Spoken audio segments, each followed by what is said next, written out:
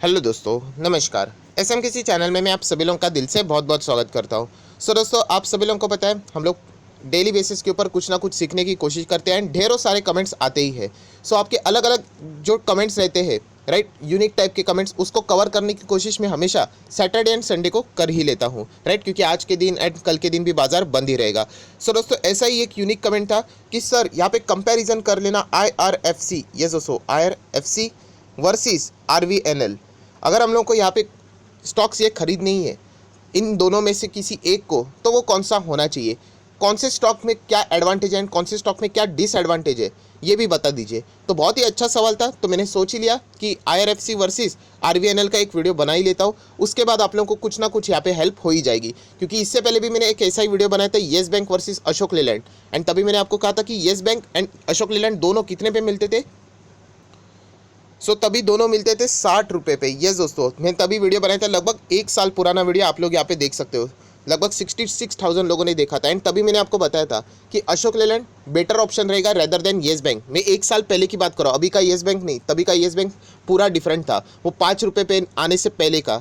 ये वीडियो भी अगर आपको देखना है, ऊपर आई बटन पर क्लिक करके देख लेना। ये मैं क्यों बोल रहा हूँ, क्योंकि बहुत सारे लोगों की इसी टाइप के वीडियो की रिक्वायरमेंट थी, सिर्फ कंपैरिजन वाला एक वीडियो यहाँ पे बना दीजिए। तो चलिए दोस्तों, इस वीडियो को स्टार्ट करते हैं, बट इससे पहले जरूर कहना चाहूँगा, स्टॉक मार्केट क्लासेस इस चैनल के ऊपर एक वीडियो ज़बरदस्त आ चुका है दोस्तों। इस वीडियो को स्किप मत करना, कि प्रॉफिट बुकिंग से रिलेटेड ये जो इंपॉर्टेंट बात है, ये देखने के बाद ना आप लोगों का दिमाग खुल जाएगा। ये वीडियो एक बार देख लेना, उसके बाद आप पूछोगे नहीं किसी को कि सर कब प्रॉफिट बुक करना चाहिए, टारगेट क्या होना चाहिए। तो ये वीडियो देखना है तो लिंक ऊपर आई बटन पे, नीचे डिस्क्रिप्शन बॉक्स में मिल जाएगी, एंड प्लीज़ इस वीडियो को ज़्यादा से ज़्यादा शेयर भी कर देना। दोस्तों, अभी हम लोग आ चुके हैं बिल्कुल हमारे नॉर्मल स्क्रीन के ऊपर। दोनों स्टॉक का कंपैरिजन यहाँ पे हम लोग करेंगे, राइट। अभी कंपैरिजन करना मतलब, जैसे मैंने लास्ट वीडियो में भी बताया था, कौन सा वाला, Ashok Leyland versus yes bank. अभी कंपैरिजन का कोई सेंस ही नहीं था, वहाँ पे एक बैंकिंग कंपनी, दूसरे ऑटो सेक्टर, बट स्टिल वहाँ पे प्राइसिंग का सिमिलैरिटी था, दोनों 60 रुपये पे मिल रहे थे, राइट। अभी हम लोग यहाँ पे कंपैरिजन किस बेस के ऊपर कर रहे हैं कि देखा जाए तो दोनों गवर्नमेंट कंपनी है, राइट, रेलवे से जुड़ी हुई इनका बिजनेस है, एंड प्राइस बैंड देखोगे 25 से लेके 30 रुपया, मतलब 25 रुपये पकड़ लेना, राइट, 25-30 रुपया पकड़ लेना, सेम ही है, ऑलमोस्ट 5 रुपये का डिफरेंस है। यहाँ पे अगर हम लोग को जाना है तो कौन से स्टॉक के लिए जाना चाहिए, एंड यहाँ पे अगर हम लोग जाते हैं तो कुछ रिस्क भी रहेंगे, क्योंकि बहुत सारे लोगों का मेरा एक पॉइंट अच्छा लगता है कि मैं रिस्क बताता हूँ हमेशा कि यस ये मिड कैप है, इसमें ये प्रॉब्लम हो सकती है फ्यूचर में, तो अकॉर्डिंगली आप लोग अपना डिसीजन यहाँ पे लेने के लिए सक्षम बन सकते हो। तो एक एक स्टॉक का पोस्टमार्टम कर लेते हैं। तो शुरुआत तो कर लेंगे जो इसने अभी अभी यहाँ पे IPO के जरिए एंट्री की ली, और वो है IRFC, राइट। कोई ज़्यादा यहाँ पे धूम नहीं था, क्योंकि ऑलरेडी ग्रे मार्केट प्रीमियम की बात करें, 1 रुपया 20 पैसे का इसका ग्रे मार्केट प्रीमियम था जब इसकी न्यूज़ आई थी। उसके बाद तो और भी GMP जो था, ग्रे मार्केट प्रीमियम, और भी नीचे फिसल चुका था।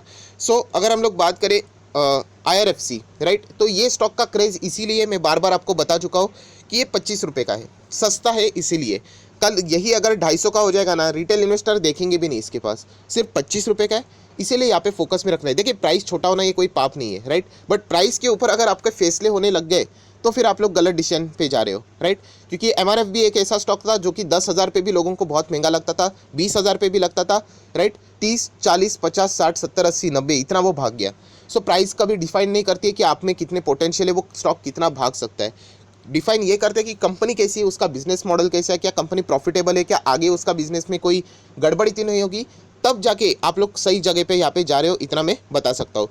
IRFC की अगर मैं बात करूँ तो सबसे पहले, मैं इससे पहले भी बोल चुका हूँ कि जिन लोगों ने भी IPO में लगाया होगा पैसा, राइट, तो उनको तो यहाँ पे लंबी अवधि के लिए रुकना ही चाहिए, ऐसा मुझे पर्सनली लगता है। ये कंपनी का सबसे बड़ा एडवांटेज एक ही है कि ये गवर्नमेंट बैक कंपनी है। हम लोग कह सकते हैं इनमें कर्जा कितना भी हो कोई फ़र्क नहीं पड़ता है, राइट, रेलवे से जुड़ी हुई है, तो गवर्नमेंट कंपनियाँ डूबती नहीं है, आप सभी लोगों को यहाँ पे पता है। पर सबसे इम्पॉर्टेंट बात है कि बहुत सारे लोगों ने अपने ही यहाँ पे कुछ बोलते हैं ना, कहानियाँ बना ली है कि ये स्टॉक आने वाले कुछ हफ्तों में ही 50 हो जाएगा, 60 हो जाएगा, 70, 100 हो जाएगा, जो कि हर एक रिटेल इन्वेस्टर बनाती है, आपको कमेंट सेक्शन में भी मिल जाएंगे।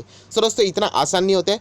25 का स्टॉक जो यहाँ पे ग्रे मार्केट प्रीमियम में ही इसको 1 रुपया 20 पैसे मिल रहा था, तो ये पॉइंट आपको समझ में आना चाहिए कि आगे जाके और कितना स्लो परफॉर्मेंस देने वाला है। अभी तो मार्केट बहुत अच्छा चल रहा है, हरियाली छाई हुई है, पैसा पैसा ही पैसा है हर जगह पे।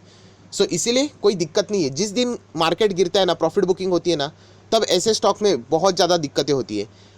अगर मैं बात करूँ जो मार्केट में एक्सपीरियंस इन्वेस्टर है ना, उनको दिक्कतें नहीं होती, जो लेटेस्ट अभी अभी मार्केट में आए ना, उनको दिक्कतें होती हैं। सो मैं पहले ही बता चुका हूँ कि IRFC अगर आप ये एक्सपेक्ट करते हो कि कुछ ही चंद महीनों में, दिनों में अगर आपको पैसे कमा के देगा ज़बरदस्त, तो सॉरी, ऐसा यहाँ पे होने वाला नहीं है। एंड इसका कुछ प्रूफ भी मैं आपको दिखाऊंगा, राइट। सो ये तो बात हो गई IRFC, अभी अभी जस्ट लेटेस्ट, अभी शुरुआत भी नहीं हुई, एक हफ्ता नहीं हुआ है अगर आप प्रॉपरली देखोगे तो, राइट।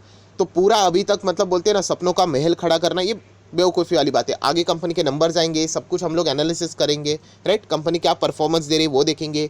कोविड के वजह से, लॉकडाउन की वजह से रेलवे की बैंड बच चुकी है, सो वो भी देखना है कि कितना इम्पैक्ट पड़ रहा है, फिर उसके बाद आप लोग डिसीजन ले सकते हो, राइट।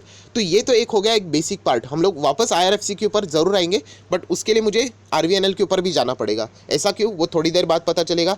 IRFC की अगर मैं बात करूँ तो एक काम कर लेता हूँ, यहाँ पे मैं टाइप कर लेता हूँ IRFC, ओके। तो ये NSE के ऑफिशियल वेबसाइट पे ओपन हो चुका है। 5 फेब की अगर मैं बात करूँ तो 46% की डिलीवरीज देखने को मिल रही है। 5 फेब की बात करें तो ये अभी टॉप पे फिलहाल चल रहा है 26.20, राइट। किसी ने तो खरीदा होगा 26.20 पे, फिलहाल अभी चल रहा है 25.65। सो इतने जल्दी चेंज मत हो जाना कि लॉस हो रहा है करके एक ही दिन में। अगर आप लोग डर गए तो मार्केट तो बना ही नहीं, क्योंकि मार्केट में तो 230 दिन का आपके पास जिगर होना चाहिए अपने पोर्टफोलियो को नीचे दिखने का, तब जाके कई बात बन सकती है। सो IRFC से ज़्यादा कुछ बोलने वाली बात है नहीं, राइट। अभी अभी जस्ट कंपनी शुरू हो चुकी है, बाकी का डेटा भी मिलेगा कि नहीं डाउट है। येस, ज़्यादा से ज़्यादा सिर्फ प्रमोटर की होल्डिंग मिलेगी 86, राइट। पब्लिक के लिए 14, मतलब हम कह सकते हैं 86% गवर्नमेंट के पास है। बाकी उन्होंने क्या कर दिया, यहाँ पे OFS के जरिए पब्लिक में लेके आ गए। अभी आ जाते RVNL के ऊपर। यस दोस्तों, RVNL, अभी यहाँ से IRFC की भी बहुत सारी बातें होंगी, वो कैसे वो भी मैं बताऊंगा। सो RVNL की अगर हम लोग बात करें तो ये मैक्सिमम चार्ट पैटर्न में ओपन कर लेता हूँ, मतलब आप लोगों को समझ में आएगा कि कंपनी कब से, अप्रैल 2019। सो अप्रैल 2019 से अप्रैल 2020, मतलब एक साल तो कंपनी को हो चुका है। एंड इसी अप्रैल 2021 में इसको 2 साल कंप्लीट हो जाएगा, राइट। सो सबसे पहले ये बात आप लोगों ने फिक्स करना चाहिए कि मार्केट में आप कंपैरिजन ऐसे कंपनी को कर रहे हैं जो कि अभी अभी बस 7 दिन हुए मार्केट में आते हुए, जस्ट ऊपर से रफली बोल रहा, मतलब एक हफ्ता। एंड एक दूसरी कंपनी ऐसी है जो कि 2 साल के आसपास मार्केट में यहाँ पे है, राइट। तो ये सबसे पहले कंपैरिजन करते वक्त आप लोगों के दिमाग में होना चाहिए। पॉइंट नंबर 2, जैसे आप लोग यहाँ पे IRFC की बात कर रहे हो, IRFC भी ये एंड RVNL, ये दोनों कंपनी ये देख लेना, शुरुआत में आप लोगों को एक बॉक्स में ही देखने को मिलेगी। ये मैं इससे पहले भी आप लोगों को बता चुका, आप लोग फटाफट रिटर्न्स के एक्सपेक्टेशन कर रहे हो ना, नहीं होने वाला है। इनफैक्ट वो आपके बाइंग प्राइस से नीचे ही जाएगा, 22-23 रुपया, 20-21 रुपया के आसपास चला जाएगा वो। आगे आप फ्यूचर में देख लेना जब प्रॉफिट बुकिंग आएगी तभी, राइट। पैनिक नहीं होना है तभी, क्योंकि कंपनी जैसे मैंने बता दिया गवर्नमेंट बैक कंपनी है। एंड सस्ते दाम में अगर आपको कोई ऐसा ज़बरदस्त स्टॉक मिलता है तो आप चाहो तो छोटा सा क्वांटिटी के साथ आप कंटिन्यू कर सकते हैं। पूरा का पूरा ढेर सारा पैसा नहीं लगाना है, लालच नहीं करना है, वरना आप ही फंसोगे। सो आप लोग यहाँ पे देख सकते हो RVNL में भी सेम चीज़ें हुई थी, लंबी अवधि के लिए कंसल्टेशन फेज, कोई ज़्यादा मूवमेंट नहीं। देन कोविड के वजह से बड़ी गिरावट आप लोग यहाँ पे देख सकते हैं। एंड देन जंप, जो कि मैं हमेशा आप लोगों को दिखाता हूँ। अगर आप देखोगे तो 56% की रिटर्न्स लोग यहाँ पे कमा रहे, जिन्होंने लगभग 2 साल होल्ड किया है, अप्रॉक्सीमेटली हम लोग बात कर रहे हैं। सो सेम चीज़ IRFC के लिए भी मैं आप लोगों को यहाँ पे बता रहा हूँ कि एटलीस्ट 2 साल भी होल्ड करोगे ना तो कुछ ना कुछ आपको ज़रूर मिलेगा। 2 हफ्ते में कितना मिलेगा, 2 महीने में कितना मिलेगा, नोबडी नोज, राइट। मार्केट का भी करेक्ट होना शुरू हो गया, गिरावट होना शुरू हो गई, फॉरेन इन्वेस्टर ने पैसा निकालना शुरू कर दिया, तो सारे स्टॉक्स गिरने ही वाले हैं, राइट। तो ये मैं बता क्यों रहा हूँ आप लोगों को दोस्तों, क्योंकि डायरेक्टली अगर आप लोग कंपेयर करोगे RVNL एंड IRFC तो थोड़ा गलत रहेगा, क्योंकि इसको 2 साल हो चुके हैं। अगर आप लोग इन दोनों में से किसी एक स्टॉक में अभी फ्रेश बाइंग करने की कोशिश करो, बहुत ध्यान से सुन लेना, RVNL versus IRFC fresh buying, तो RVNL में एक बहुत इंपॉर्टेंट पॉइंट है, मैं इससे पहले भी आप लोगों को बता चुका हूँ, एंड वो है OFS का पॉइंट। ये देखिए 87.84 गवर्नमेंट के पास है। एंड 2 साल अभी, मतलब जैसे मैंने आपको बता दिया, कंप्लीट हो जाने के बाद 3 साल का ही मोहलत होता है, उसमें आप लोगों को 75 तक लाना होता है परसेंटेज। एंड अभी भी मार्केट टॉप पे है, राइट। अगर ये कंपनी का ओनर मैं होता, मतलब मैं गवर्नमेंट में होता, तो ऑब्वियसली मैं हमेशा चाहूँगा कि ये टॉप लेवल पे ही मैं OFS लेके आऊँ, राइट। कल अगर ये कंपनी 20 रुपये तक आ गई एंड OFS अगर मैं 18-16 रुपये पे लेके आता हूँ, मेरा ही नुकसान है। आज कंपनी 30 पे चल रही है, अगर मैं OFS लेके आ जाता हूँ यहाँ पे 25, 26, 27, 28, तो मुझे ज़्यादा मिलने वाला है। सो यहाँ पे OFS के चांसेस बहुत ज़्यादा है, कब आएगा किसी को भी नहीं पता, किसी को भी नहीं पता। सो ये सबसे बड़ा एक डिसएडवांटेज है RVNL में फ्रेश बायर के लिए। जो यहाँ पे सोच रहे हो। ओएफएस आने के बाद क्या कंपनी तबाह होती है? ऐसा बिल्कुल भी नहीं है, वरना ओएफएस ही फ्लॉप हो जाएगा, कौन पैसा लगाएगा इतने करोड़ों के, राइट। बट ये एक प्रक्रिया होती है, राइट। कॉर्पोरेट एक्शन आप चाहो तो इसको बोल सकते हो। तो ये पॉइंट को स्किप नहीं करना है, जो मैं सबसे इंपॉर्टेंट जो बोलता हूँ ना, रिस्की पॉइंट। आईआरएफसी में अगर आप जाते हो, ठीक है, वहाँ पे तो अभी अभी शुरुआत हो चुकी है, वहाँ पे तो कुछ ऐसा चीज़ें होगा नहीं, आगे फ्यूचर में वो ओएफएस आ जाएगा। बट आरवीएनएल में 3 स्टार्स भूलना मत, यहाँ पे ओएफएस 3 स्टार मतलब ओएफएस की मैं बात करूँ, कभी भी आ सकता है, नोबडी नोज, कभी भी आ सकता है, राइट। तो ये एक लटकती तलवार है जो कि आप लोगों को यहाँ पे पता होनी चाहिए।